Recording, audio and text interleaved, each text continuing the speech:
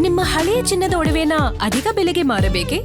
ಆಟಿಕಾಗೆ ಕಾಲ್ ಮಾಡಿ 8880 Attica gold company. ಇವತ್ತನ್ನ ನಾವು ಯಾಕೆ ಇವತ್ತು ದಾಖಲೆಗಳನ್ನ ಬಿಡುಗಡೆ ಮಾಡಿಲ್ಲ ಅಂತಂದ್ರೆ, ನಾನು ಇವತ್ತು ಏನು ಮಾತಾಡಿದ್ದೀನಿ ಇದಕ್ಕೆ ಖಂಡಿತ ಯಾರು ಪ್ರಶ್ನೆ ಕೇಳಿದ್ರು ನಾನೇ ಜವಾಬ್ದಾರನಾಗ್ತೀನಿ. ಇದಕ್ಕೆ ಯಾವುದು ಸುಳ್ಳಿಲ್ಲ. ಆದರೆ ನಾವು ಇದನ್ನ ವರದಿಯನ್ನ ಅವ್ರು ಮಾಡಿರ್ತಕ್ಕಂಥ ತೀರ್ಮಾನಗಳನ್ನ ಅಸೆಂಬ್ಲಿ ಚರ್ಚೆ ಮಾಡ್ತೀವಿ, ನಿಮ್ಗೆ ಅವಾಗ ಕೊಡ್ತೀವಿ ಸಂಪೂರ್ಣವಾಗಿ. ಅಸೆಂಬ್ಲಿಲ್ಲ ಪಾಪ ಅಶೋಕಣ್ಣ ತೊಡೆತಟ್ಟು ಕರೆದವನೆ, ಬಾರಪ್ಪ ಅಂತ. ಅಶೋಕಣ್ಣ ಅಣ್ಣ 20 ಯಾರಣ್ಣ ಕಂದಾಯ ಮಂತ್ರಿ?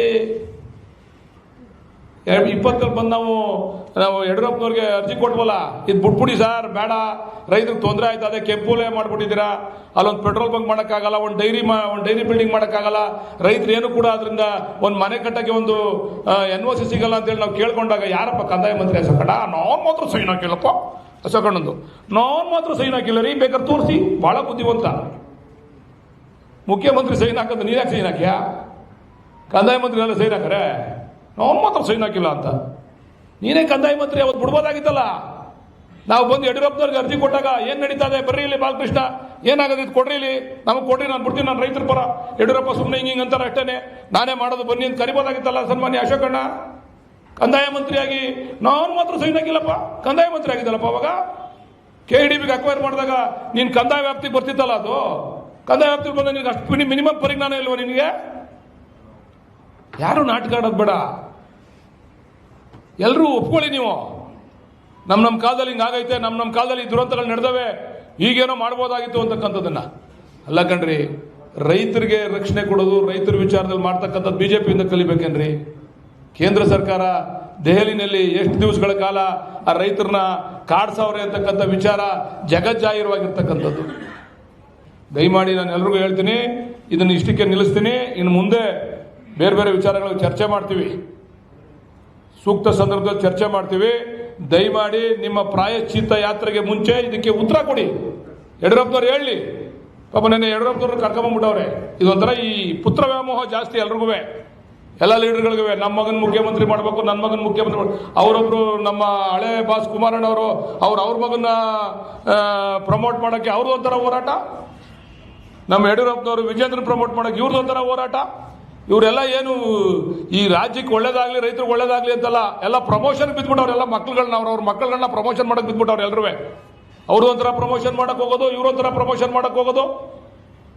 ಕುಮಾರಣ್ಣ ಹೇಳವ್ರೆ, ನಾನು ಸೈನೇ ಹಾಕಿಲ್ಲ, ತೋರಿಸ್ರಪ್ಪ ಅಂತ. ತೋರಿಸ್ತೀವಿ ಕುಮಾರಣ್ಣ, ನಿಂಗೆ ತೋರಿಸ್ತೀವಿ. ನಿನಗೂ ಕೂಡ ಪ್ರಾಯಶ್ಚಿತ ಆಗಬೇಕು. ನೀನು ಕೂಡ ಪಾದಯಾತ್ರೆ ಮಾಡಿದ್ರು ಒಳ್ಳೇದು ಇವ್ರ ಜೊತೆಲಿ. ನಿಮ್ಮದು ಪ್ರಾಯಶ್ಚಿತ ಯಾತ್ರೆ ಆಗಬೇಕು. ಇವ್ರು ಒಬ್ಬರಿಗೆ ಪ್ರಾಯಶ್ಚಿತ ಅಲ್ಲ, ನಿಮಗೂ ಆಗಬೇಕು ಕುಮಾರಣ್ಣ. ನೀನು ಎಷ್ಟು ಮೀಟಿಂಗ್ ಮಾಡಿದ್ಯಾ, ಎಷ್ಟು ಸಭೆಗಳು ಮಾಡಿದ್ಯಾ? ಈ ಟೌನ್ಶಿಪ್ ಮಾಡೋಕ್ಕೆ ನಾವೇನೋ ಹೋಗಿ ಕೇಳಿದ್ವಿ ಅವಾಗ. ಯಾರ ಬಿಡ್ದಿರೈದ್ರು ಒಂದು ಅರ್ಜಿ ಕೊಡಿದ್ರು, ನೀನು ಮಾಡಿ ಟೌನ್ಶಿಪ್ ಅಂತ. ನಾನು ಏನೂ ಮಾಡಿಲ್ಲ, ಅವ್ರು ಹೇಳಿದ್ರು ಬಿಟ್ಬಿಟ್ಟೆ. ಜಾಗತಿಕ ಟೆಂಡರ್ ಕರೆದವ್ರು ಯಾರು? DLFನವ್ರಿಗೂ ಕೊಟ್ಟವ್ರು ಯಾರು? ಯಾರ್ರೀ ಮಾಡಿದ್ದನ್ನ? ಗೂಸಂಬಿತನದ ರಾಜಕಾರಣವನ್ನ ನೀವು ನಾಯಕರುಗಳು ದಯಮಾಡಿ ಬಿಡಬೇಕು. ಸಾರ್ವಜನಿಕರ ಮುಂದೆ ಸತ್ಯ ಹೇಳಿ. ಸಾರ್ವಜನಿಕರು ತೀರ್ಮಾನ ಮಾಡ್ತಾರೆ. ಎಲ್ಲ ತಗೊಂಡೋಗಿ ಕೇಂದ್ರಕ್ಕೆ ಕಳಿಸ್ಬಿಡ್ತಾರಂತೆ, 3 ಎಲೆಕ್ಷನ್ ಮಾಡಕ್ಕಂತೆ. ಕನಿಷ್ಠ ಪರಿಜ್ಞಾನ ಇರ್ಬೇಕು ನಮ್ಮ ಅಶೋಕಣ್ಣಂಗೆ. ವಿರೋಧ ಪಕ್ಷದ ಲೀಡ್ರು ತಾನು ಮಾತಾಡಿದ್ರೆ ಅದ್ರ ತೂಕ ಹೆಂಗಿರ್ಬೇಕು ಗೊತ್ತಾ ಅಶೋಕಣ್ಣಂಗೆ? ಗೋಪಾಲ್ ಗೌಡ್ರು ಅವರೆಲ್ಲ, ಅವ್ರು ಶಾಂತಿವೀರ್ ಗೋಪಾಲ್ ಗೌಡ್ರು ಅಂತವ್ರನ್ನೆಲ್ಲ ಸ್ವಲ್ಪ ಅಶೋಕಣ್ಣ ಒಂಚೂರು ಅವ್ರನ್ನೆಲ್ಲ ಪುಸ್ತಕಿಸ್ಗೆಲ್ಲ ಓದ್ಲಿ ಒಂಚೂರು, ಯಾವ ರೀತಿ ತೂಕ ಇತ್ತು ಅವ್ರ ಮಾತುಗಳಿಗೆ ಅಂತೇಳಿ. ಚಿಲ್ಲರೆ ಮಾತುಗಳನ್ನ ಬಿಡು ಅಶೋಕಣ್ಣ. ನೀನೇ ಕಂದಾಯ ಮಂತ್ರಿ ಆಗಿದ್ದೆ, ಈಗ ನಿನಗೆ ಪ್ರಾಯಶ್ಚಿತ್ತ ಆಗ್ಬೇಕಿದ್ಕೆ. ದಯಮಾಡಿ ಮಾಧ್ಯಮಗಳಿಗೆ, ಯಾಕೆ ನಾನು ಇವತ್ತು ಮಾಧ್ಯಮಗೋಷ್ಠಿ ಕರೆದಿರ್ತಕ್ಕಂಥದ್ದು, ಅವರ ಪ್ರಾಯಶ್ಚಿತ ಯಾತ್ರೆ ಇದೆಯಲ್ಲ, ಅದಕ್ಕೆ ಮುಂಚೆ ನಾನು ನಿಮ್ಮ ಮುಖಾಂತರ ಆಗ್ರಹ ಪಡಿಸ್ತೀನಿ, ಇದಕ್ಕೆ ಉತ್ತರ ಕೊಡಲಿ. ಇದಕ್ಕೆ ಉತ್ತರ ಕೊಟ್ಟು ಅವ್ರು ಪ್ರಾಯಶ್ಚಿತ ಯಾತ್ರೆ ಮಾಡಲಿ, ನಮ್ದೇನು ತಕರಾರಿಲ್ಲ. ಇನ್ನು ಮುಂದಿನ ದಿವಸಗಳಲ್ಲಿ ಅಸೆಂಬ್ಲಿಲಿ ಕೇಳೋರೆ, ಇನ್ನು ಸಂಪೂರ್ಣ ಮಾಹಿತಿ ಐತೆ ನನಗೆ. ಕುಮಾರಸ್ವಾಮಿ ಅವ್ರು ಮಾಡಿರೋದು, ಎಲ್ಲರೂ ಮಾಡಿರೋದು. ಲಾಸ್ಟಲ್ಲಿ ನಾವು 23 ಪ್ರಿಲಿಮಿನರಿ ನೋಟಿಫಿಕೇಶನ್ ಆಗಿದ್ದು, 25 ನಮ್ಮ ಸರ್ಕಾರ ಬಂದಿದ್ದು, 25 ಗಂಟೆ ಏನೂ ಮಾಡಲಿಲ್ಲ. ಅಲ್ಲಿರ್ತಕ್ಕಂಥ ರೈತರು ಗಲಾಟೆ ಮಾಡಿ ಮಾಡಲೇಬೇಕು, ಇದನ್ನು ನೀವು ದಯಮಾಡಿ ಅಂತೇಳಿ ಒತ್ತಾಯ ಮಾಡಿದ್ಮೇಲೆ ನಮ್ಮ ಉಪಮುಖ್ಯಮಂತ್ರಿಗಳಾಗಿದ್ದಂಥವ್ರು ಅವತ್ತು ನಮ್ಮನ್ನೆಲ್ಲ ಕರೆದು ಒಂದು ಸರ್ವೆ ಮಾಡಿಸಿ, ಇಲ್ಲ ಮೆಜಾರಿಟಿ ರೈತರು ಪರ ಇದ್ದಾರೆ, ಮಾಡ್ಬೋದು ಅಂತಕ್ಕಂಥದ್ದು ವಿಚಾರ ಬಂದಮೇಲೆ ನಾವು ಮೊದಲನೇ ನೋಟಿಫಿಕೇಶನ್ ಮಾಡಿದ್ದು ಯಾವಾಗ ಸ್ವಾಮಿ? 25ಕ್ಕೆ. ಫೈನಲ್ ನೋಟಿಫಿಕೇಶನ್ ಮಾಡಿದ್ದು 26ಕ್ಕೆ. 1 ವರ್ಷ. ನೀವು ಯಾರಾದರೂ ಬಂದಿದ್ರೆ ಅವತ್ತು ಆಚೆಗೆ? ಯಡಿಯೂರಪ್ಪನವರಾಗಲಿ, ಕುಮಾರಸ್ವಾಮಿ ಆಗಲಿ, ಕುಮಾರಸ್ವಾಮಿ ಮಗ ನಿಖಿಲ್ ಕುಮಾರಸ್ವಾಮಿ ಆಗಲಿ, ವಿಜೇಂದ್ರ ಆಗಲಿ, ಅಶೋಕಣ್ಣ ಆಗಲಿ, ವಿರೋಧ ಪಕ್ಷದ ಲೀಡರ್ ಅಲ್ವಾ ಅಶೋಕಣ್ಣ?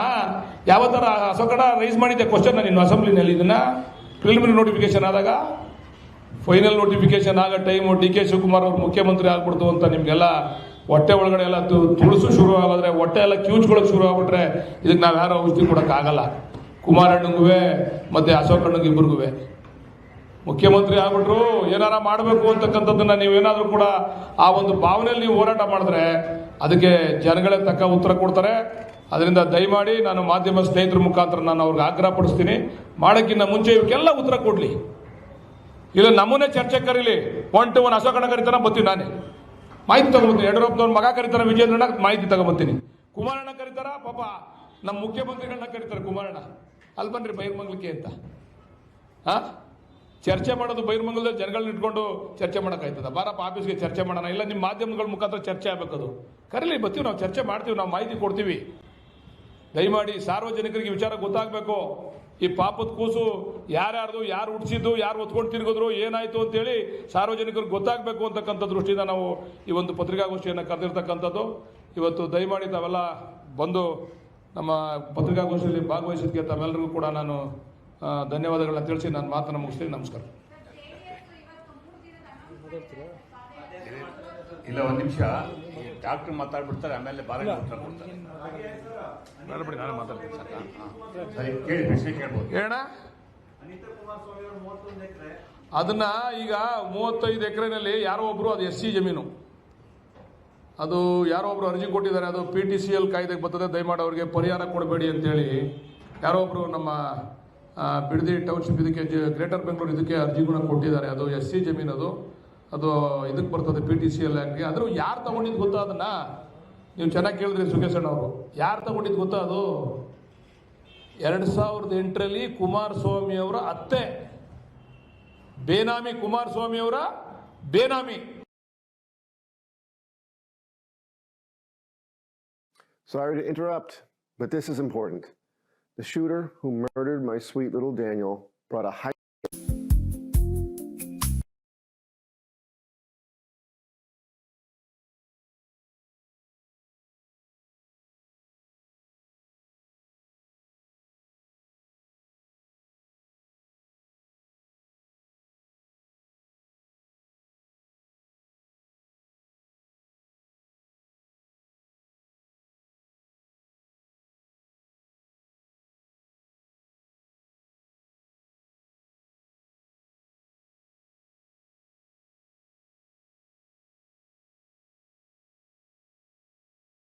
वैज्ञानिकों सीवी रमन, डॉक्टर विक्रम साराभाई और डॉक्टर APJ अब्दुल कलाम की छोटी मूर्तियां उकेरी गई हैं और साथ साथ रॉकेट अपने साथ ग्रह, स्पेस, कॉस्मोसर्व और कई स्काई रूट के अपने स्कोप के टेक्नोलॉजी डेमोन्स्ट्रेशन पेलोड्स भी लेकर जा रहा है। इसके अलावा कॉस्मिक ब्लूम नाम की एक विशेष डायमंड आर्ट वर्क भी इस उड़ान का हिस्सा बनी है। बेहद महत्वपूर्ण है। बिल्कुल, मैंने जैसे कहा कि होता क्या था कि डमी सैटेलाइट भेजी जाती थी जो पहली बार इस तरीके के किया जाता था, लेकिन हमने देखा कि इस बार उन्होंने कहा कि नहीं, हम डमी नहीं, हम इतना कॉन्फिडेंट है कि हम ये कर सकते हैं। तो उन्होंने एक्सपेरिमेंटल सैटेलाइट्स भेजी। ये मैं ये नहीं कहूँगा कि ये बहुत ही उन्नत, बहुत ही हाई क्वालिटी की है, लेकिन ये एक्सपेरिमेंटल इसलिए कि देखने के लिए कि क्या जो चीज़ें कर सकते हैं वो सच में कर सकते हैं। ये जो उसके पूरे मापदंड, बहुत सारी चीज़ होती है जब हम बात करते हैं एक सैटेलाइट छोड़ने की या फिर एक रॉकेट बनाना, रॉकेट को उड़ाना, रॉकेट का सफल प्रक्षेपण, ये अपने आप में एक बहुत बड़ी बात होती है। इसमें एक जनरेशन लग जाता है, लेकिन जैसे आपने कहा ये जो सारी चीजें हैं ये सब वहां पे लगा के इनको छोड़ा गया। ये हर एक अलग अलग जगह पे ನಿಮ್ಗೆ ಯಾರಿಗೂ ಕೂಡ ಈ ಶಾಲನ್ನ ಹಾಕೊಂಡು ಮಾತಾಡ್ಲಿಕ್ಕೆ, ಪ್ರತಿಭಟನೆ ಮಾಡ್ಲಿಕ್ಕೆ, ರೈತರ ಪರ ಅನ್ಲಿಕ್ಕೆ ನಿಮ್ಗೆ ಯೋಗ್ಯತೆ ಇಲ್ಲ ಅಂತ ಹೇಳಿದಂಥದ್ದು ಇವರೆಲ್ಲ ಮಾಜಿ ಮುಖ್ಯಮಂತ್ರಿಗಳಿಗೆ, ನಾಯಕರುಗಳಿಗೆ. ಯಾರ್ಯಾರು ಈ ಕರ್ಮಕಾಂಡದ ಕೂಸ್ಗಳವಲ್ಲ, ಇದನ್ನ ಪಿತಾಮಹಗಳವರಲ್ಲ, ಇವರು ನಿಮ್ಗೆ ಯಾರಿಗೂ ಯೋಗ್ಯತೆ ಇಲ್ಲ ಅಂತ ನಾನು ನಿಜವಾಗ್ಲೂ ಕೂಡ ಅದು ನಮಗೂ ಹೇಳಿರ್ಬೋದು, ನಾವಿಲ್ಲ ಅಂತ ಹೇಳಲ್ಲ, ನಮ್ಮನ್ನು ಕೂಡ ಅವರು ಟೀಕೆ ಮಾಡಿದ್ದಾರೆ. ಆದರೆ ನಿಮಗೂ ಯೋಗ್ಯತೆ ಇಲ್ಲ, ನೀವ್ಯಾಕೆ ಬರ್ತೀರಾ ಇಲ್ಲಿ ಹೋರಾಟಕ್ಕೆ ಅಂತಕ್ಕಂಥ ಮಾತನ್ನು ಹೇಳಿದ್ದಾರೆ ಮಾಜಿ ಮುಖ್ಯಮಂತ್ರಿ ಕುಮಾರಸ್ವಾಮಿ ಅವ್ರಿಗೆ ಹೇಳವ್ರೆ, ಯಡಿಯೂರಪ್ಪನವ್ರಿಗೂ ಹೇಳವ್ರೆ. ಯಡಿಯೂರಪ್ಪನವರು ಆಮೇಲೆ 2ನೇ ಬಾರಿ ಜಾಗತಿಕ ಟೆಂಡರ್ ಕರೀತಾರೆ, ಆಮೇಲೆ ಅವ್ರದ್ದು ಖೋ ಖೋ ಆಟ ಶುರು ಆಯ್ತದೆ. ಯಡಿಯೂರಪ್ಪನವ್ರು ಆದಮೇಲೆ ಕೊಕ್ ಅಂತಾರೆ ಬಂದು ಸದಾನಂದ ಗೌಡರು. ಯಡಿಯೂರಪ್ಪನವ್ರು ಹೋದ್ರು ಕೆಳಗೆ, ಅವ್ರು ಬಂದು ಕೂತ್ಕೊಂಡು ಸದಾನಂದ ಗೌಡರು ಅವ್ರು ಹೇಳಿದ್ರು, ಇದು 5 ಟೌನ್ಶಿಪ್ ಮಾಡೋಕ್ಕಾಗಲ್ಲ, ಇದನ್ನ ಒಂದು ಮಾತ್ರ ನಾವು ಪೈಲಟ್ ಪ್ರಾಜೆಕ್ಟ್ ಆಗಿ ಮಾಡ್ತೀವಿ, 4 ಸದ್ಯಕ್ಕೆ ರೆಡ್ ಝೋನ್ ಇಂದ ಮುಕ್ತಿ ಮಾಡ್ತೀವಿ. ಸದಾನಂದ ಗೌಡರು ಮಾತಿದ್ದು. ಸದಾನಂದ ಆಗಿ ಮಾಡಿರ್ತಕ್ಕಂಥ ಆದೇಶ. ಸದಾನಂದ ಗೌಡರು ಬಿಡದಿ ಮಾತ್ರ ಒಂದು ಪೈಲಟ್ ಪ್ರಾಜೆಕ್ಟ್ ಆಗಿ ಮಾಡಬೇಕು ಅಂತಂದ್ರು. ಸದಾನಂದ ಗೌಡರು ಆದ್ಮೇಲೆ ಜಗದೀಶ್ ಶೆಟ್ಟರ್ ಬಂದು ಕೊಕ್ಕಂದ್ರು ಅವ್ರಿಗೆ. ಅವ್ರು ಹೋದ್ರು, ಜಗದೀಶ್ ಶೆಟ್ಟರು ಬಂದ್ರು. ಜಗದೀಶ್ ಶೆಟ್ಟರು ಕೂಡ ಇದನ್ನ ಮಾಡಬೇಕು ಅಂತಕ್ಕಂಥದ್ದನ್ನ ಮುಂದುವರಿಸಿರ್ತಕ್ಕಂಥ ಮೀಟಿಂಗ್ಗಳನ್ನ ಕೂಡ ನಿಮಗೆ ಕೊಡ್ತಕ್ಕಂಥದ್ದು. ನಂತರ ನಮ್ಮ ಸರ್ಕಾರ 2013ರಲ್ಲಿ 13ರಿಂದ ಇದೇನು ಆಗಲಿಲ್ಲ, ಅವ್ರ ಸರ್ಕಾರ ಹೊರಟೋಯ್ತು. 13ರಿಂದ 18ರವರೆಗೂ ಕೂಡ ನಮ್ಮ ಸರ್ಕಾರ, ಬನ್ನಿ ಮೇಲ್ಗಡೆ ಬನ್ನಿ, 18ರವರೆಗೂ ಕೂಡ ನಮ್ಮ ಸರ್ಕಾರ ಬಂತು. ನಮ್ಮ ಸರ್ಕಾರದಲ್ಲಿ ಸನ್ಮಾನ್ಯ ಸಿದ್ದರಾಮಯ್ಯನವರ ನೇತೃತ್ವದಲ್ಲಿ DK ಶಿವಕುಮಾರ್ ಉಸ್ತುವಾರಿ ಸಚಿವರಾಗಿ ಈ ಒಂದು ವಿಚಾರದಲ್ಲಿ ಯಾವುದೇ ತೀರ್ಮಾನವನ್ನ ಕೈಗೊಳ್ಳಿಲ್ಲ. 18 ಆದ ನಂತರ ನಮ್ಮ ಸಮ್ಮಿಶ್ರ ಸರ್ಕಾರ ಹೇಳ್ತಾರೆ ಕುಮಾರಸ್ವಾಮಿ ಅವರು, ನಾವೆಲ್ಲೋ ಕೂತಿದ್ದೋ ಬಲವಂತವಾಗಿ ಬಂದ್ಬಿಟ್ರು, ನಮ್ಮನ್ನ ಮುಖ್ಯಮಂತ್ರಿ ಮಾಡಿ, ನಾವು ಬೇಡ ಬೇಡ ಬೇಡ ಅಂದ್ರು ಮುಖ್ಯಮಂತ್ರಿ ಮಾಡಿ ಅಂತ ಬೇಡ್ಕೊಂಡ್ರು ಅಂತ ಪಾಪ ಕುಮಾರಸ್ವಾಮಿ ಅವರು ಹಲವಾರು ಬಾರಿ ವಿಚಾರಗಳನ್ನ ಹೇಳಿದ್ದಾರೆ. ಸನ್ಮಾನ್ಯ ಕುಮಾರಸ್ವಾಮಿ ಅವರು ಮುಖ್ಯಮಂತ್ರಿ ಆದಾಗ ಈ ಭಾಗದ ರೈತರು ಕುಮಾರಸ್ವಾಮಿ ಅವರ ಹತ್ರ ಹೋಗಿ, ಎಲ್ಲಿ ಇವತ್ತು ಪ್ರತಿಭಟನೆ ನಡೀತಾ ಇದೆಯಲ್ಲ ಆ ರೈತರು ಅಲ್ಲೇ ಪ್ರತಿಭಟನೆ ಮಾಡ್ತಕ್ಕಂಥ ಸ್ಥಳದಲ್ಲಿ ಕುಮಾರಸ್ವಾಮಿ ಅವರು ಮುಖ್ಯಮಂತ್ರಿಯಾಗಿ ಆ ಜಿಲ್ಲೆಯ ನಾಯಕರಾಗಿ ಹೋದಂಥ ಸಂದರ್ಭದಲ್ಲಿ ದಯಮಾಡಿ ಇದನ್ನ ಬಿಡಿ ಸ್ವಾಮಿ ಅಂತ ಹೋಗಿ ಕೇಳಿಕೊಂಡ್ರು. ಕುಮಾರಸ್ವಾಮಿ ಅವರು, ಇದು ನನ್ನ ಕನಸಿನ ಯೋಜನೆ, ಯಾವುದೇ ಕಾರಣಕ್ಕೂ ಬಿಡಲಿಕ್ಕೆ ಸಾಧ್ಯ ಇಲ್ಲ, ಮಾಡೇ ತೀರ್ತೀನಿ ಅಂತಕ್ಕಂಥ ಮಾತನ್ನ ಸನ್ಮಾನ್ಯ ಕುಮಾರಸ್ವಾಮಿ ಅವರು ಹೇಳಿರ್ತಕ್ಕಂಥದ್ದು ಸ್ಪಷ್ಟವಾದಂಥ ಉದಾಹರಣೆ ಇದೆ. ಬೇಕಾದ್ರೆ ಕುಮಾರಸ್ವಾಮಿ ಅವರು ಆತ್ಮಾವಲೋಕನ ಮಾಡ್ಕೋಬೇಕು, ಆತ್ಮಶೋಧನೆ ಮಾಡ್ಕೋಬೇಕು, ಈ ಮಾತನ್ನ ಹೇಳಿದೀವಿ ಇಲ್ವಾ ಅಂತ. ನಂತರ ಅದೇ ರೈತರು ದೊಡ್ಡಗೌಡರು ತಗೋಯ್ತಾರೆ, ನಿಮ್ಮ ಮಗ 2ನೇ ಸಾರಿ ಈ ಒಂದು ಕರ್ಮಕಾಂಡಕ್ಕೆ ಕಾರಣಕರ್ತರಾದಂಥ ನಿಮ್ಮ ಮಗ 2ನೇ ಸಾರಿ ಮುಖ್ಯಮಂತ್ರಿ ಆಗವ್ರೆ, ಎಲ್ಲ ಸದಾನಂದ ಗೌಡರು ಎಲ್ಲವನ್ನು ಕೂಡ ರೆಡ್ ಝೋನ್ ಇಂದ ಬಿಡುಗಡೆ ಮಾಡಿದ್ದಾರೆ, ದಯಮಾಡಿ ನಿಮ್ಮ ಮಗನಿಗೆ ಹೇಳಿ, ಮುಖ್ಯಮಂತ್ರಿಗೆ ಹೇಳಿ, ದಯಮಾಡಿ ನೀವು ಅದನ್ನು ಬಿಡಿಸ್ಬೇಕು, ರೆಡ್ ಝೋನ್ ಇಂದ ಬಿಡಿಸಿ ನಮಗೆ ನ್ಯಾಯ ಕೊಡಿಸ್ಬೇಕು ಅಂತಾಗ ಪಾಪ ಅವತ್ತು ದೇವೇಗೌಡರು ಅವತ್ತು ಕಣ್ಣು ಮುಚ್ಕೊಂಡ್ಬಿಟ್ಟಿದ್ರು. ಅವತ್ತು ಗೌಡರು ಯಾವುದೇ ತೀರ್ಮಾನವನ್ನು ಕೊಡಲಿಕ್ಕೆ ಸಾಧ್ಯ ಇರ್ತಿರಲಿಲ್ಲ. ನನ್ನ ಮಗ ಏನು ಹೇಳ್ತಾರೋ ಅದನ್ನು ಕೇಳ್ಕೊಂಡು ಹೋಗ್ರಪ್ಪ ದಯಮಾಡಿ ಅಂತ ಮಾತನ್ನ ರೈತರಿಗೆ ಹೇಳ್ಕೊಡ್ತಕ್ಕಂಥ ಸ್ಪಷ್ಟವಾದಂಥ ಆತ್ಮಾವಲೋಕನ ಮಾಡಬೇಕಾದಂಥ ವಿಚಾರ ಸನ್ಮಾನ್ಯ ದೊಡ್ಡಗೌಡರು ಕೂಡ ಆತ್ಮಾವಲೋಕನ ವಿಚಾರದಲ್ಲಿ ಮಾಡ್ಕೋಬೇಕು ಅಂತಕ್ಕಂಥ ಮನವಿಯನ್ನ ಈ ಸಂದರ್ಭದಲ್ಲಿ ಮಾಡ್ತೀನಿ. ಅದಾಯಿತು. ನಮ್ಮ ಸರ್ಕಾರ, ನಮ್ಮ ಬೇರೆ ಬೇರೆ ವಿಚಾರಗಳಿಂದ ನಮ್ಮ ಸರ್ಕಾರ, ಸಮ್ಮಿಶ್ರ ಸರ್ಕಾರ ಹೋಯಿತು. 2020ಕ್ಕೆ ಮತ್ತೆ ಯಡಿಯೂರಪ್ಪನವರು ಹೌಸಲ್ಲಿ ಹೇಳ್ತಾರೆ, DK ಶಿವಕುಮಾರ್ ಅವರೇ, ನೀವು ಯಾರನ್ನ ಬೆಳೆಸಕ್ ಕೊಟ್ಟಿದ್ದೀರಾ, ಅವರಿಂದ ಒಂದು ದಿವಸ ನಿಮಗೆ ಪ್ರಾಯಶ್ಚಿತ್ತ ಪಡಬೇಕಾಗ್ತದೆ. ನೀವು ಅವರ ಲಾಂಛನ, ಅದೇನು ಹೇಳ್ತಾರಲ್ಲ ರಮೇಶ್ ಬಾಬಣ್ಣ, ಅವರ ಲಾಂಛನ ನಾಗರಾವು. ಯಾರು ಹೇಳೋ ಮಾತಿದು? ಹೌಸಲ್ಲಿ ಯಡಿಯೂರಪ್ಪನವ್ರು ಹೇಳೋ ಮಾತು. ಇವತ್ತು ಪಾಪ ಈ ಯಾರಿಗೆ ಪಾಪ ಬಂದದೋ, ಯಾರು ಪ್ರಾಯಶ್ಚಿತ್ತ ಪಡ್ತಾರೋ ಇಬ್ರು ತಪ್ಪಾಡ್ತಾರೆ ಈಗ. ಇದಾದ ನಂತರ 2020ನೇ ಇಸ್ವಿನಲ್ಲಿ ಕುಮಾರಣ್ಣ ಅವ್ರು ಹೇಳೋರು, ಚೆನ್ನಾಗಿ ಹೇಳವ್ರೆ, 1,000 ಎಕರೆನ KIDB ಕೊಟ್ಬಿಟ್ರು. KIDBಗೆ ಕೊಡುವಂಥ ಸಂದರ್ಭದಲ್ಲಿ ಪಾಪ ಯಾರೋ ತಿಮ್ಮೇಗೌಡರು ಅನ್ನೋರಿಗೆ ಸಿದ್ದರಾಮಯ್ಯನವರು, ನೀನು ಯಾವುದೋ ನಿಂದು ಲೋನ್ ಅದೇ ಸರ್ಕಾರದಲ್ಲಿ 1 ಟೈಮ್ ಸೆಟಲ್ಮೆಂಟ್ ಮಾಡಿಬಿಡ್ತೀನಿ, ನೀನು ಇದನ್ನ ಇಂಡಸ್ಟ್ರೀಸ್ನೆಲ್ಲ ಮಾಡಿ ಅಲ್ಲಿಂದ ಜಾಗ ಮಾರ್ಬಿಡ್ಬ ಅಂತ ಅಂದರು ಅಂತ. ಕುಮಾರಸ್ವಾಮಿ ಅವ್ರಿಗೆ ಹೇಳ್ತೀನಿ, ಮಾಜಿ ಮುಖ್ಯಮಂತ್ರಿಗಳು, ಕೇಂದ್ರ ಸಚಿವರು, ಅವರು ಮಾತಾಡ್ತಕ್ಕಂಥ ಒಂದೊಂದು ಮಾತಿಗೂ ಕೂಡ ಬೆಲೆ ಇರಬೇಕು, ತೂಕ ಇರಬೇಕು, ಆಧಾರ ಇರಬೇಕು. ಬೆಲೆ, ತೂಕ, ಆಧಾರ ಇಲ್ಲದಿರ್ತಕ್ಕಂಥ ವ್ಯಕ್ತಿ ಮಾತಾಡಿದ್ರೆ ಅವರು ಕನಿಷ್ಠ ವ್ಯಕ್ತಿ ಆಗ್ಬಿಡ್ತಾರೆ. ಜನಗಳ ಮುಂದೆ ಆಡ್ಕೊಳ್ಳಿಕ್ಕೆ ಅವರೇ ಜಾಗ ಕೊಟ್ಟಂಗೆ ಆಗ್ತದೆ. ಅದಕ್ಕೆ ಕುಮಾರಣ್ಣವರೇ, ಸನ್ಮಾನ್ಯ ತಿಮ್ಮೇಗೌಡರು 1,000 ಎಕರೆ ಅಕ್ವೈರ್ ಮಾಡಿಸಿದ್ದು ಸತ್ಯ. ಅಕ್ವೈರ್ ಮಾಡಿದವರು ಯಾರು? ಈ ರೆಡ್ ಝೋನಿಂದ, ಈ ಒಂದು ವ್ಯಾಪ್ತಿಯಿಂದ 9,000 ಚಿಲ್ಲರೆ ಎಕರೆಯಿಂದ 1,000 ಎಕರೆನ ಬಿಡಿಸ್ಕೊಟ್ಟವರು ಯಡಿಯೂರಪ್ಪನವರು. ಯಾರು ಇವತ್ತು ನೀವು ಪ್ರಾಯಶ್ಚಿತ ಯಾತ್ರೆ ಮಾಡ್ಲಿಕ್ಕೆ ಹೊರಟಿದಾರಲ್ಲ ಯಡಿಯೂರಪ್ಪನವರು, ಆ ರೆಡ್ ಝೋನ್ ಇಂದ ಬಿಟ್ಟು ಅದು KIDBಗೆ ಅವ್ರ ಜಾಗನ ಮಾತ್ರ ಅಕ್ವೈರ್ ಮಾಡಿದ್ರು. ಸಂಪೂರ್ಣ ಅವ್ರ ಜಾಗ ಅಲ್ಲ, 350 ಎಕರೆ 400 ಎಕರೆ ಮಾತ್ರ ತಿಮ್ಮೇಗೌಡರು ಜಾಗ ಅದು. ಇನ್ನು ಮಿಕ್ಕಿದ್ದೆಲ್ಲ ರೈತರ ಜಾಗ ಅದು. ತಿಮ್ಮೇಗೌಡರು ಮಾಡಿದಂತ ಅವತ್ತು ಇಂಡಸ್ಟ್ರೀಸ್ ಮಿನಿಸ್ಟರ್ ಯಾರು ಅಂತಂದ್ರೆ ಜಗದೀಶ್ ಶೆಟ್ಟರ್ ಅವರು. ಜಗದೀಶ್ ಶೆಟ್ಟರು ಯಡಿಯೂರಪ್ಪನವ್ರು ಸೇರಿ ತಿಮ್ಮೇಗೌಡರಿಗೆ ಆ ಜಾಗನ ಅಕ್ವೈರ್ ಮಾಡಿದ್ರು, ದುಡ್ಡು ಕೊಡ್ತೀವಿ ಅಂತೇಳಿ ಆಶ್ವಾಸನೆ ಕೊಟ್ಟು ದುಡ್ಡು ಕೊಟ್ಟರು. ಅಂದ್ರೆ ಅವತ್ತು ಹೇಳ್ತವ್ರೆ ಸಿದ್ದರಾಮಣ್ಣ ಅವರೆಲ್ಲ ಕಿಕ್ ಬ್ಯಾಕ್ ತಗೊಂಡಿರೋದು ಸನ್ಮಾನ್ಯ ಕುಮಾರಸ್ವಾಮಿ ಅವರೇ, ನಿಮ್ಮ ಆತ್ಮೀಯ ಸ್ನೇಹಿತರಿದಾರಲ್ಲ, ಇವಾಗ ಯಾರನ್ನ ತಪ್ಪಿಕೊಂಡು ಇಬ್ರು ಒಬ್ರಿಗೊಬ್ರು ತಪ್ಪಾಡ್ತಿದ್ದೀರಲ್ಲ, ಸನ್ಮಾನ್ಯ ಯಡಿಯೂರಪ್ಪನವರು, ಸನ್ಮಾನ್ಯ ಜಗದೀಶ್ ಶೆಟ್ಟರು, ಇವರು ತಿಮ್ಮೇಗೌಡರಿಗೆ ಅದನ್ನ 1000 ಎಕರೆನ ಅವ್ರ ಹತ್ರ ಕಿಕ್ ಬ್ಯಾಕ್ ತಗೊಂಡಂತವ್ರು. ಸ್ಪಷ್ಟೀಕರಣ ಕೊಡ್ಬೇಕು ನೀವು ಕುಮಾರಸ್ವಾಮಿ ಅವರು. ಅರ್ಧಂಬರ್ಧ ಈ ಹಿಟ್ ಅಂಡ್ ರನ್ ಕೇಸ್ ಬೇಡ ಕುಮಾರಸ್ವಾಮಿ ಅವರೇ, ದಯಮಾಡಿ ಇದನ್ನ ಬಿಟ್ಟಂತವ್ರು ಸನ್ಮಾನ್ಯ ಯಡಿಯೂರಪ್ಪನವರು. ಅದನ್ನ ಆ ಸಂದರ್ಭದಲ್ಲಿ ನಮ್ಮ ಇಂಡಸ್ಟ್ರಿ ಮಿನಿಸ್ಟರ್ ಆಗಿದ್ದಂಥವ್ರು ಜಗದೀಶ್ ಶೆಟ್ಟರು ಎಷ್ಟು ಕಿಕ್ ಬ್ಯಾಕ್ ಅನ್ನ ಯಡಿಯೂರಪ್ಪನವರು ಮತ್ತೆ ನಾವ್ ಹೇಳಿರೋದಲ್ಲ, ಕುಮಾರಸ್ವಾಮಿ ಅವರು ಹೇಳಿರೋದು, ಕಿಕ್ ಬ್ಯಾಕ್ ತಗೊಂಡ್ಬಿಟ್ರು, ಮಾಡಿಕೊಟ್ಬಿಟ್ರು ಅವ್ರಿಗೆ ಅಂತ. ಅದು ಎಷ್ಟು ಕಿಕ್ ಬ್ಯಾಕ್ ತಗೊಂಡ್ರು ಅಂತೇಳಿ ಕುಮಾರಸ್ವಾಮಿ ಅವರು ಯಡಿಯೂರಪ್ಪನವ್ರು ಮತ್ತೆ ಜಗದೀಶ್ ಶೆಟ್ಟರ್ನ ಕೇಳಬೇಕು. ಅದನ್ನ ಬಿಡಬೇಕಾದ್ರೆ ಆ ಜಾಗನ ತಗೋಬೇಕಾದ್ರೆ ತಿಮ್ಮೇಗೌಡರಿಂದ ಎಷ್ಟು ಕಿಕ್ ಬ್ಯಾಕ್ ತಗೊಂಡ್ರು, ಎಷ್ಟು ಹಣ ಸಂದಾಯ ಆಯ್ತು ಅವ್ರಿಗೆ. ಅವತ್ತು ನಿಗದಿ ಮಾಡಿದಂಥ ರೇಟ್ ಎಷ್ಟು ಗೊತ್ತಾ? 70 ಲಕ್ಷದಿಂದ 80 ಲಕ್ಷ, ಮ್ಯಾಕ್ಸಿಮಮ್ 1 ಕೋಟಿ. ಎಲ್ಲಿ ಈ ಒಂದು ಟೌನ್ಶಿಪ್ಗೆ ಅಟ್ಯಾಚ್ ಆಗಿರ್ತಕ್ಕಂಥ ಜಾಗ ಅದು. ಏನು ತುಂಬಾ ದೂರ 2 ಕಿಲೋಮೀಟರ್ 3 ಕಿಲೋಮೀಟರ್ ಇಲ್ಲ.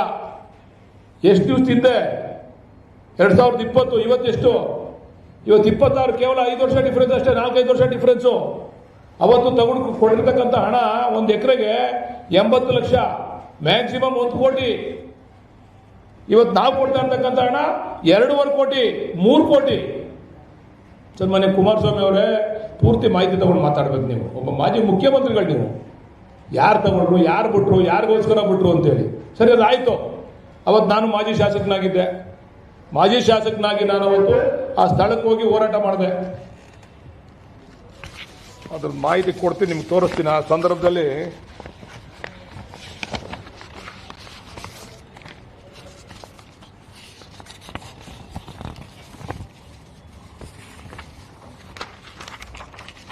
ನಾನೊಬ್ಬ ಮಾಜಿ ಶಾಸಕನಾಗಿ ಅಲ್ಲಿ ಧರಣಿ ಮಾಡಿ, ಸ್ಥಳದಲ್ಲಿ ಹೋಗಿ, ಹೊಸೂರು ಅಂತಕ್ಕಂಥ ಗ್ರಾಮದಲ್ಲಿ ಹೋಗಿ ಧರಣಿ ಮಾಡಿ, ಸ್ಥಳದಲ್ಲಿ ಪ್ರತಿಭಟನೆ ಮಾಡಿ, ಇಲ್ಲಿ ಕೊಟ್ಟಿದ್ದೀನಿ ನೋಡಿ, ಕೆಂಪು ವಲಯದಿಂದ ಮುಕ್ತಿಗೊಳಿಸಿ, ರೈತರಿಗೆ ಆಗ್ತಾ ಇರತಕ್ಕಂಥ ಅನ್ಯಾಯವನ್ನು ತಪ್ಪಿಸಿ, ಬಿಡದಿ ಟೌನ್ಶಿಪ್ ಅನ್ನ ಯೆಲ್ಲೋ ಝೋನ್ ಮಾಡಿ ಮುಕ್ತವಾಗಿ ರೈತರಿಗೆ ವ್ಯಾಪಾರ ಮಾಡಲಿಕ್ಕೆ, ಅವರು ವ್ಯವಹಾರ ಮಾಡಲಿಕ್ಕೆ ಅವಕಾಶ ಮಾಡಿಕೊಡಿ ಅಂತೇಳಿ ಅವತ್ತು ನಾನು ಒಬ್ಬ ಮಾಜಿ ಶಾಸಕನಾಗಿ ಅವತ್ತಿನ ಮುಖ್ಯಮಂತ್ರಿ ಯಡಿಯೂರಪ್ಪನವ್ರ ಹತ್ರ ನಿಯೋಗ ತೆಗೆದುಕೊಂಡೋಗಿ, ಅವತ್ತು ನೋಡಿ ಇಲ್ಲಿ ನಿಯೋಗ ತೆಗೆದುಕೊಂಡೋಗಿ ಯಡಿಯೂರಪ್ಪನವ್ರಿಗೆ ನಾವು ಕೊಟ್ಟಿರ್ತಕ್ಕಂಥದ್ದು ಮನವಿ ಪತ್ರವನ್ನು ಕೊಟ್ಟಿರ್ತಕ್ಕಂಥದ್ದು ಯಡಿಯೂರಪ್ಪನವ್ರಿಗೆ ಮುಖ್ಯಮಂತ್ರಿಗಳಾಗಿ. ಯಡಿಯೂರಪ್ಪನವ್ರು ಏನು ಹೇಳಿದ್ರು, ನಾನು ಕೂಡಲೇ ಇದಕ್ಕೆ ಬ್ರೇಕ್ ಹಾಕ್ತೀನಿ, ನಿನ್ನ ಟೌನ್ಶಿಪ್ ಯೋಜನೆಗೆ ಬ್ರೇಕ್ ಹಾಕಿ ಅದ್ರ ತೀರ್ಮಾನ ತಗೊಂತೀನಿ ಅಂತೇಳಿ ಚೀಫ್ ಸೆಕ್ರೆಟರಿ ಅವರ ಅಧ್ಯಕ್ಷತೆಯಲ್ಲಿ ಒಂದು ಕಮಿಟಿ ಮಾಡಿ, ಆ ಕಮಿಟಿನಲ್ಲಿ ಒಂದು ತೀರ್ಮಾನ ಮಾಡ್ತಾರೆ ಯಡಿಯೂರಪ್ಪನವರು. ರೈತರ ಪರ ಹಸಿರು ಶಾಲೆ ಹಾಕೊಂಡು ಹೋರಾಟ ಮಾಡ್ತಾ ಇರ್ತಕ್ಕಂಥ ರೈತ ಹೋರಾಟಗಾರರು ಯಡಿಯೂರಪ್ಪನವರು ಒಂದು ತೀರ್ಮಾನ ಮಾಡ್ತಾರೆ. ನಮ್ಗಲ್ಲಿ ರೈತರಿಗೆ ಏನು ಹೇಳಿದ್ರು, ಇದ್ರ ಬಗ್ಗೆ ನಾನು ತೀರ್ಮಾನ ಮಾಡ್ತೀನಿ, ನಾನು ರೈತರಿಗೆ ತೊಂದರೆ ಕೊಡೋದಿಲ್ಲ, ರೈತರಿಗೆ ಅನುಕೂಲ ಮಾಡಿಕೊಡ್ತೀನಿ ಅಂತೇಳಿ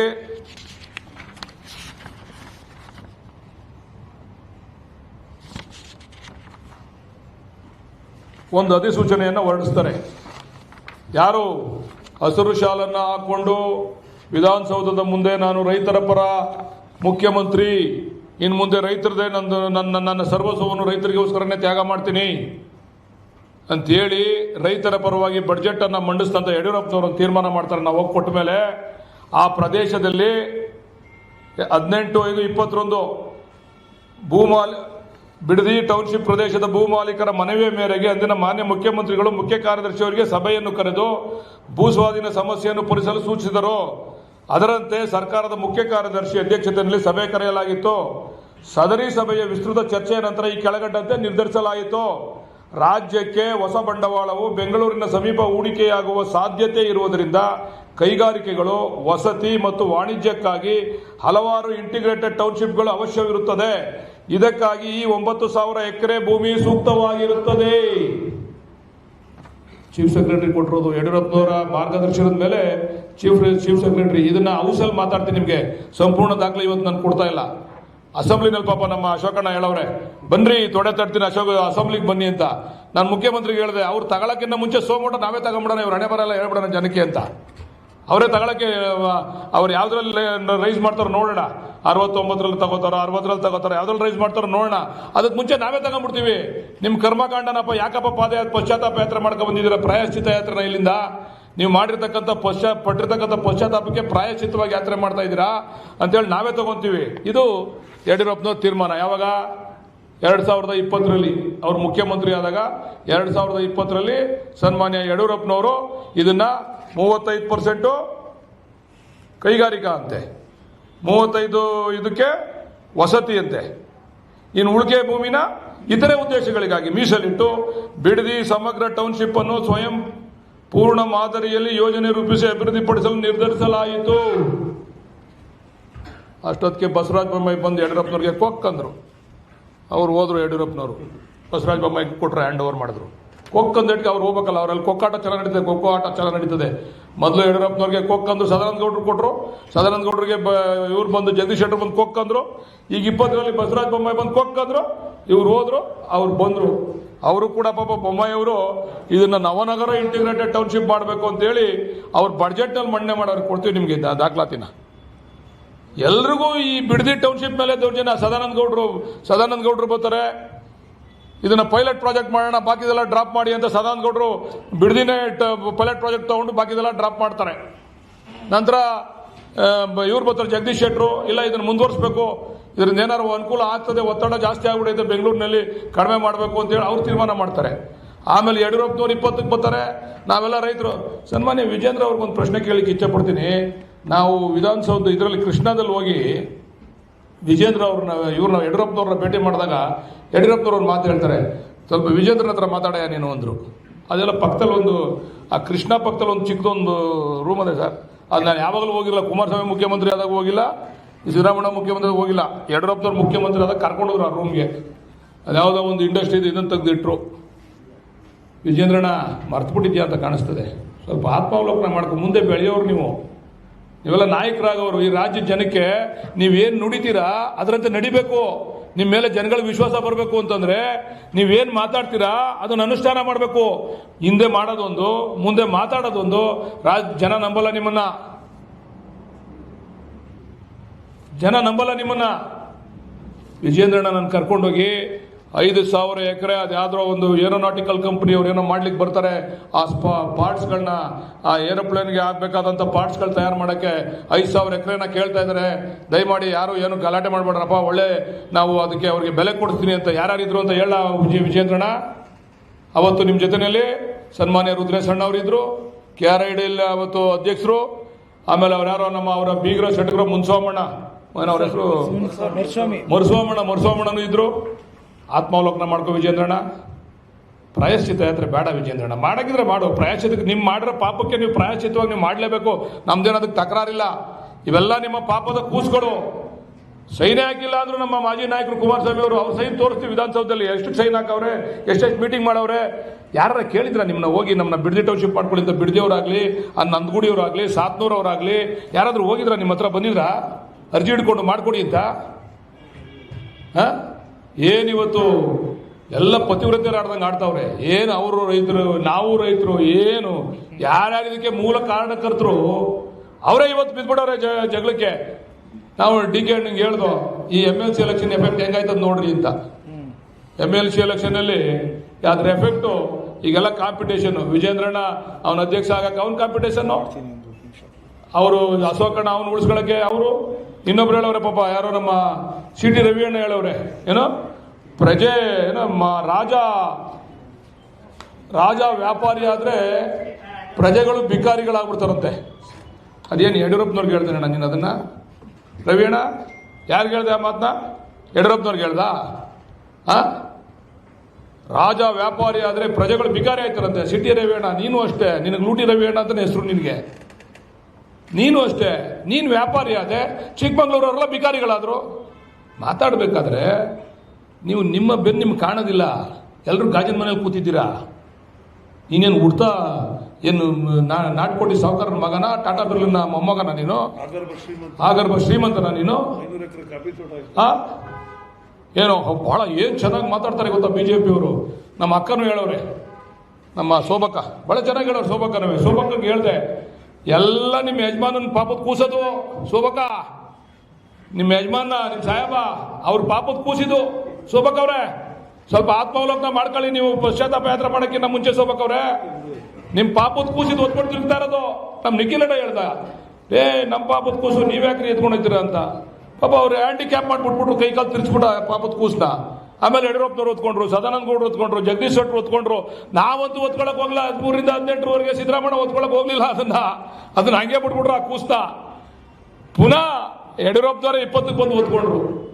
ಈಗ ಇದೇನಪ್ಪ ಇಷ್ಟೊಂದು ಓಡಾಡ್ತಾರಲ್ಲ ಈ ಹ್ಯಾಂಡಿಕ್ಯಾಪ್ ಕೂಸ್ ಹೊತ್ಕೊಂಡು, ಇದಕ್ಕೋಸಿ ಕೈ ಕಾಲು ಕೊಡ್ಸೋಣ ಅಂತ ಅಂದ್ಬಿಟ್ಟು ನಾವು ಈ ರಾಜಸ್ಥಾನದಿಂದ ಕಾಲ್ ಕೊಡೋರ್ನ ಇವ್ರನ್ನೆಲ್ಲ ಕರ್ಸ್ಬಿಟ್ಟು ರೆಡಿ ಮಾಡಿ ಕೊಟ್ರೆ ಪಾಪ ಈಗೆಲ್ಲ ಬಿದ್ದುಬಿಟ್ರು ಬೀದಿಗೆ ಬಂದು. ಏನು ಕಾಂಪಿಟೇಷನ್, ನಾವು ರೈತರ ಪರ. ಪಾಪ ನಂಜುಂಡಸ್ವಾಮಿ ಅವ್ರ ಮಗಳು ಚೆನ್ನಾಗಿ ಹೇಳೋರು, ನಿಮ್ಗೆ ಯಾರಿಗೂ ಯೋಗ್ಯತೆ ಇಲ್ಲ, ನೀವು ಧರಣಿ ಮಾಡೋಕ್ಕೂ ಯೋಗ್ಯತೆ ಇಲ್ಲ, ಪಾದಯಾತ್ರೆ ಮಾಡೋಕ್ಕೂ ಯೋಗ್ಯತೆ ಇಲ್ಲ ನಿಮಗೆ ಅಂತ ನಮಗೂ ಸೇರಿಸಿ ಹೇಳೋರೆ. ನಾವೇನೋ ನಮ್ದು ಬೆಂತಟ್ಕೊಳ್ಳೋದು ಬೇಡ. ನಮಗೂ ಬೈದವ್ರು, ಕಾಂಗ್ರೆಸ್ನವ್ರಿಗೂ ಬೈದವ್ರು. ಹೆಂಗೆ ನಿಮಗೆ ಖಂಡಿತ ಯೋಗ್ಯತೆ ಇಲ್ಲ. ನೀವು ಪಶ್ಚಾತ್ತಾಪ ಯಾತ್ರೆ ಬೇಕಾದ್ರೆ ಮಾಡಿ, ನಮ್ದೇನು ತಕರಾರಿಲ್ಲ. ಆದರೆ ಇದಕ್ಕೆ ದಯಮಾಡಿ ನೀವು ಉತ್ತರ ಕೊಟ್ಬಿಟ್ಟು ಮಾಡಿ. ಅಶೋಕಣ್ಣ ಭಾಳ ವೀರಾವೇಶದಲ್ಲಿ ಮಾತಾಡೋರೆ ಬಿಡಿ ಅವರು. ಅದೇನೋ ಇಲ್ಲಿಂದ ತಗೊಂಡು ಅಲ್ಲ ಕಣ್ರಿ ಅಶೋಕಣ್ಣ, ನೀನು ಒಬ್ಬ ವಿರೋಧ ಪಕ್ಷದ ನಾಯಕ, ನಿನಗೊಂದು ಮಿನಿಮಮ್ ಕಾಮನ್ ಸೆನ್ಸ್ ಇರಬೇಕು. ಏನೋ 3 ರಾಜ್ಯದ ಎಲೆಕ್ಷನ್ಗಂತ ಇದು ಕಿಕ್ ಬ್ಯಾಕ್ ಅಲ್ಲ ಕಣ್ರಿ. ಇವತ್ತು ಆಯ್ತದೇನ್ರಿ ಅದು? ಇನ್ನು 10 ವರ್ಷ ಬೇಕು ಟೌನ್ಶಿಪ್ ಆಗೋಕ್ಕೆ. Minimum common sense. ಒಬ್ಬ ವಿರೋಧ ಪಕ್ಷದ ಲೀಡರ್ ಆಗಿ ನಿನಗೊಂದು ಮಿನಿಮಮ್ ಕಾಮನ್ ಸೆನ್ಸ್ ಇಲ್ಲ ನಿಮಗೆ ಅಂತಂದ್ರೆ ಹೆಂಗೆ ಅಶೋಕಣ್ಣ? ನಿನಗೆ ನಾಳೆ ಟೌನ್ಶಿಪ್ ಆಗ್ಬಿಟ್ರೆ, ನಾಳೆ ಟೌನ್ಶಿಪ್ ಅಕ್ವೈರ್ ಆಗ್ಬಿಟ್ರೆ, ಇನ್ನು 10 ವರ್ಷ ಬೇಕಿದ್ರೆ ಟೌನ್ಶಿಪ್ ಆಗ್ಬೇಕಾದ್ರೆ ಜಾಗತಿಕ ಟೆಂಡ್ರು ಇನ್ನೊಂದು ಅವ್ರು ಮಾಡಿದ್ದು PPP, ಪ್ರೈವೇಟ್ನವ್ರು ಕೊಟ್ಟಿದ್ರು, ಸರ್ಕಾರಿ ಜಾಗ ಸೇರಿಸಿ ನಾವು ಸರ್ಕಾರದಿಂದ ಮಾಡ್ತಾ ಇರ್ತಕ್ಕಂಥದ್ದು. ಯಡಿಯೂರಪ್ಪನವ್ರ ಕಾಲದಲ್ಲಿ ಒಂದು ವರದಿ ಐತೆ, ಈ ಟೌನ್ಶಿಪ್ಪಿಂದ ನಮಗೆ ಸರ್ಕಾರಕ್ಕೆ 3146 ಕೋಟಿ ಬರ್ತದೆ ಆದಾಯ ಅಂತಕ್ಕಂಥದ್ದ ವರದಿಯನ್ನು ಯಡಿಯೂರಪ್ಪನವ್ರು ಅವತ್ತು ಮಾಡಿರೋದು ವರದಿ ಐತೆ. ಗ್ಯಾರಂಟಿ ನ್ಯೂಸ್, ಸುದ್ದಿ ಖಚಿತ, ನ್ಯಾಯ ನಿಶ್ಚಿತ.